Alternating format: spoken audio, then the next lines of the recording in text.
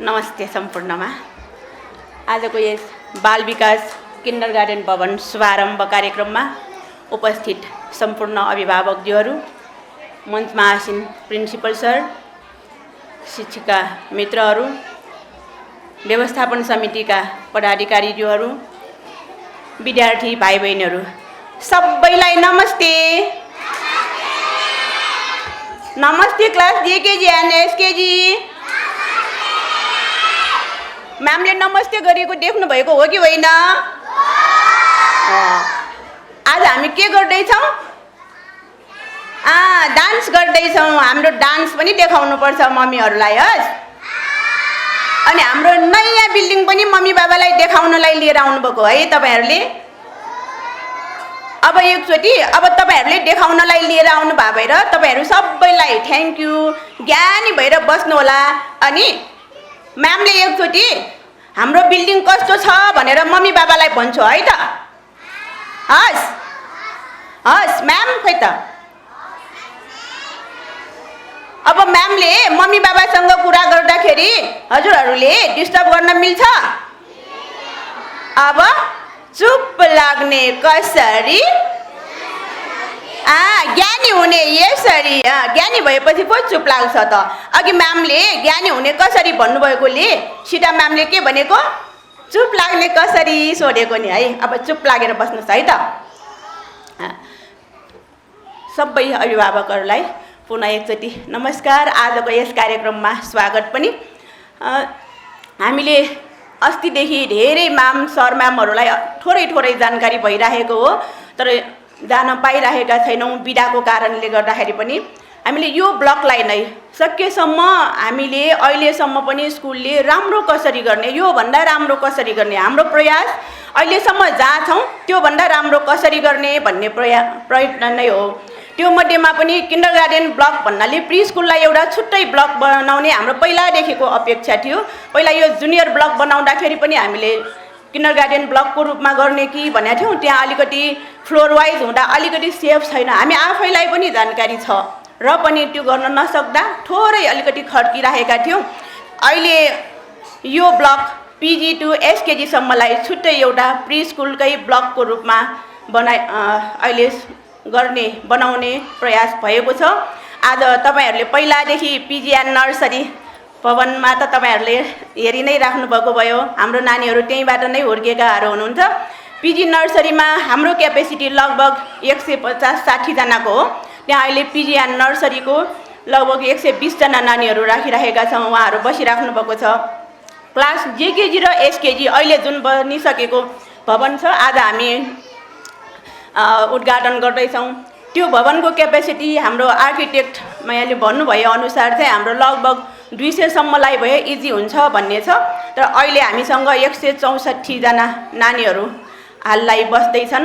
उहाँहरूको लागि भनेर छुट्टै बनाएका छौँ। भन्नाले हाम्रो किन्डरगार्टन ब्लकमा 350 जना नानीहरूको लागि स्थान राम्रोसँग नै उनीहरूको लागि पेरिफेरीदेखि सबै पुग्ने हिसाबले हामीले अहिले सुरु गर्दैछौँ। प्री स्कुलको लागि एउटा बलियो नै पिलर भनौँ अथवा बलियो नै एउटा टिम बनाउनुपर्छ भनेर हामीले यसपालि गरेको वर्ष मात्रै तपाईँहरूसँग अभिभावक भेलामा पनि सेयर भइसकेको छ। हाम्रो विजेश्वरी म्यामले 1 इयरको कोर्स लिइसक्नु भएको छ। प्री स्कुललाई कसरी ह्यान्डल गर्ने भन्ने बारेमा अहिले प्री स्कुलको लागि इन्चार्जकै रूपमा उहाँलाई हामीले जिम्मा दिएका छौँ। तपाईँहरूले केही कुराहरू जानकारी लिनु पर्दाखेरि उहाँसँग नै लिन सक्नुहुन्छ। क्लास प्री स्कुलमा नै मात्र एसकेजीसम्मलाई अहिलेलाई हामीले 18 जना टिचर्सहरू, टिचिङ स्टाफहरूको व्यवस्था गरेका छौँ।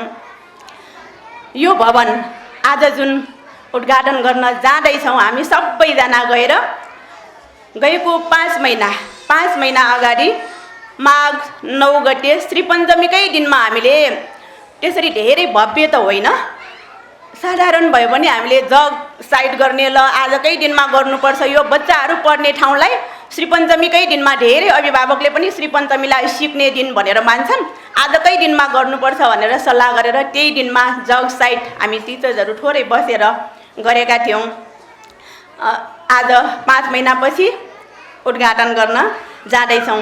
यो एरियाको कुरा गर्नुपर्दाखेरि अघि आर्किटेक्ट म्यामले पनि भनिसक्नु भएको छ।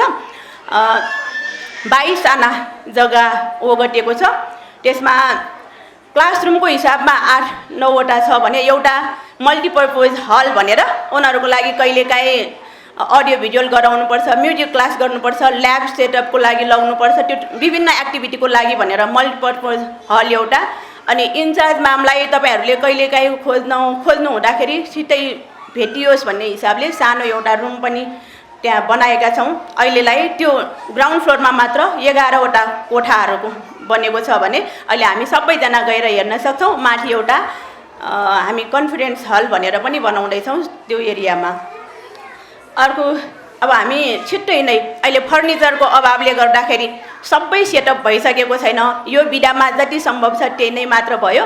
जति छ त्यतिलाई नै राम्रो मानेर हेरिदिनु होला। त्यसमा चेन्ज चाहिँ के भयो त अब साँच्चै टिचरहरूले भने जस्तो चेन्ज गर्यो कि गरेन भनेर अनुगमन नै आउनु होला। हामी त्यो चाहिँ इम्प्रुभ गर्ने हामी प्रयास हुने नै छ। अहिले फर्निचरको कारण ल्याब इसिडी ल्याब बनाउने भन्ने प्रयास छ। इसिडी ल्याबको सेटअपहरू बनिसकेका छैन। मल्टिपर्पज हलमा हामी स्मार्ट बोर्ड नै राखेर बच्चाहरूलाई मल्टिमिडिया जस्तो अब सबै नै अडियो भिजुअल क्लास गर्ने हाम्रो प्रयास छ, प्लानिङ छ भनौँ, प्लानिङ बनाइरहेका छौँ। त्यो सबै अहिले भइसकेको छैन। जति छ त्यतिलाई आज राम्रो रमाइलो मानेर हेरिदिनु होला। हाम्रो लागि त शुभ साइट हो, शुभ दिन हो भन्ने लागेको थियो। तपाईँहरू सबैजना यति धेरै अभिभावकहरूले हामीलाई सहयोग गरिदिनु भयो। यति साना साना नानीहरूलाई बिहानदेखि भएकोले गाह्रो हुन्छ कि फिल भएको थियो। उहाँहरू पनि सबैजना आउनुभयो। हामी सबैजना एकदमै खुसी छौँ।